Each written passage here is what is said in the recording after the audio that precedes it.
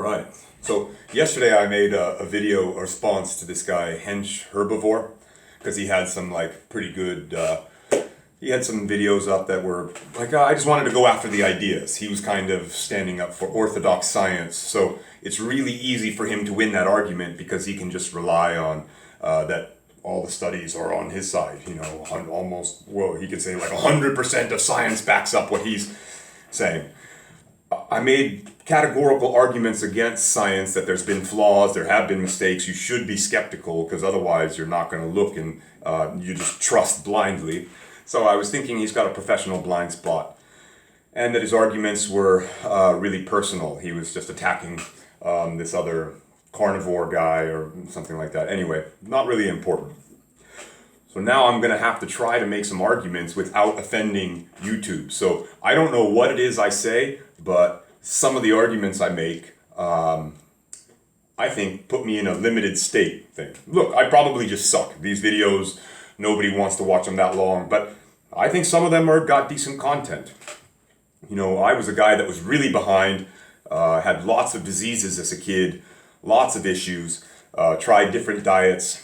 I'm clearly on one that's lasting for me now. I always say it because nobody watches my other shit.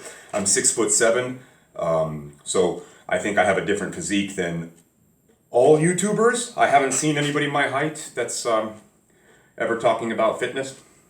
So Hench Herbivore, he's about 5'10", I'm guessing, because he says he's 6 foot on online, which is normally what men 5'10", 5'11" want to say. They'd like to be 6 foot because it sounds a lot better on paper. So I'm just guessing that. Then I'm wondering if the guy takes some steroids because he's got a lot of buildup in the jaw area of muscles, but he might have had that young, and then I'm just making fun of his genetics, and that's not a good argument. But anyway, whatever. He goes after people this way. So I'll make some arguments from Finland, for example. I don't think we can go full vegan unless we import all food from other countries because we don't have enough land for it, and we have such bad, the seasons are so strict here that I don't think you can really grow vegetables year round. So a lot of our animals are grazing the outside grass that we can't eat, this non-arable land. So it's like a large percentage of what we can't consume. For a country like this, why should it be judged the same as other large countries? We're very poor. We don't grow very much economically year by year. So, and they're still pushing everything forward here. It's becoming a vegan country. I'm saying without the science, because the science that I believe exists is that saturated fat bad, salt bad, and meat bad, right? Especially processed meats. But when I looked at those studies, the percentages of increased chance of death are really, really tiny, less than 1%, and not even of death. It's just of getting a cancer. But almost everybody has cancer in some form or another if you look up the definition of cancer. And if 90% of us have HPV, so isn't that technically a cancer as well, if it grows? They link it to cervical cancer. Oh, that probably got this video already shrank down. All right. So I'm going to find out I'm going to try to make some arguments that let's see if YouTube allows them to exist.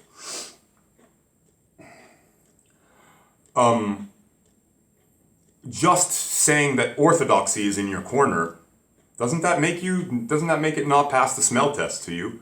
That, shouldn't there be... Have they ever looked at the other side of the argument? And I've looked at both. I've tried veganism. I've been vegetarian. My situation was very bad. A team cut me because I started to lose so much mass. My arms started to become really, really small. I'm trying right now a high-fat, high-protein diet with almost no carb. I'm eating almost no vegetables, no bread, no grains. I feel the best I've ever felt. Without having to do much work. And I'll explain, I can fast, so this is huge for my tooth health. When I was eating a lot of grains, I had a lot of tooth decay, and I had lots of arthritis and lots of other pains. I believed that these things were that I needed a surgery. I even went and got one because of it. And then after, when I switched diets, I realized the surgery was completely unnecessary. That my condition was I basically had an autoimmune disorder based on the food I was eating. So I started to remove things one at a time. We do this science with animals, but why wouldn't we, if you're going to be a responsible vegan, why wouldn't you try seeing how your kid grows up on animal products? Yolks make me feel really good after. It seems to coat my stomach. Do you consider breast milk an animal product?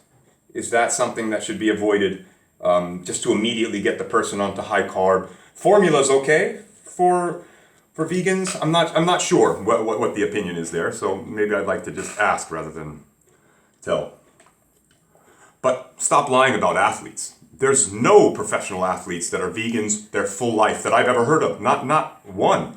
There's one famous guy from here in Finland, the guy who's on the picture of my channel. His first or second year in the NBA, he had huge nutrient deficiencies from going vegan.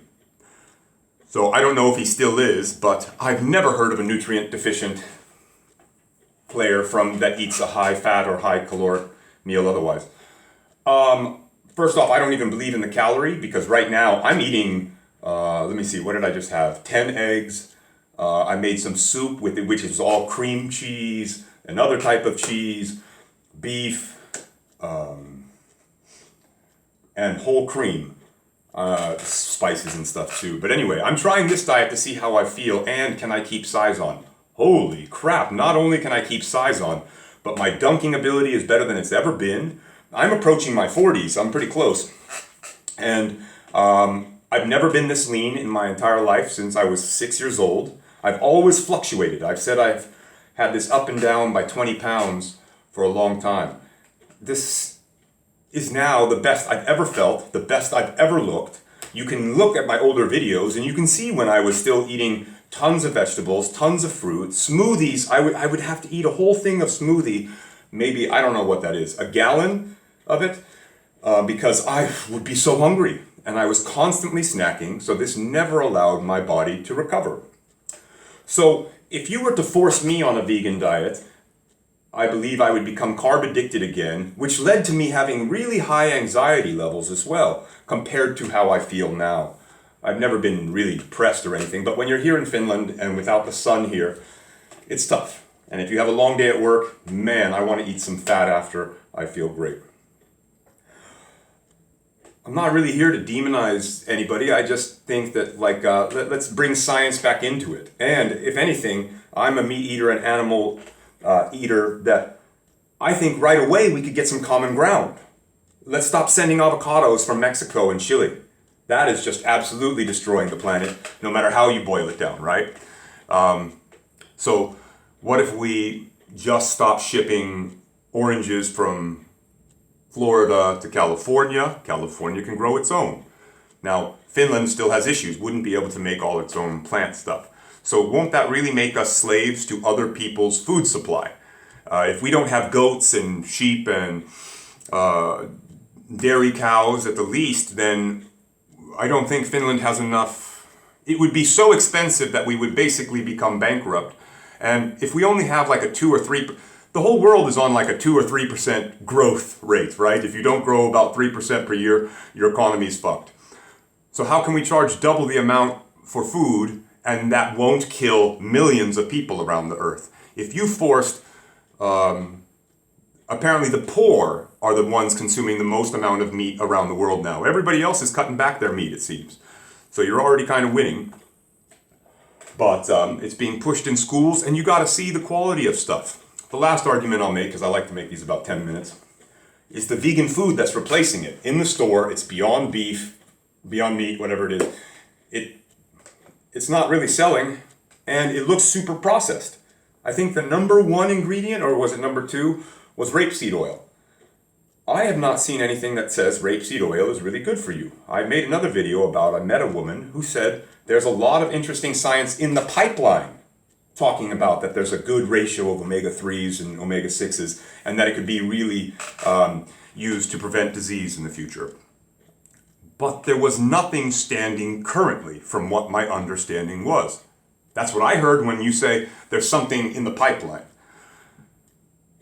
So we're pushing experimental things on people. We want to put as much rapeseed oil into people's lives as possible. This goes to the time, didn't we used to supplement corn oil too? Weren't there people that just used to say, hey, just add some of this for nutritional value. This is really going to help. So I think there's nuance. There should not be just meat eaters versus vegans. That's bad. We're just separating and then we're not going to come to a resolution. Why can't we work on something now that brings us more together? And with the outcome, wouldn't you want a better outcome for people? I want less diabetes. I want less blood pressure. I want people to be less addicted to their foods. So for me, it's working. Don't do it yourself. Try it out yourself. Do your own learning. But man, vegans get promoted and then look at my channel. Nothing.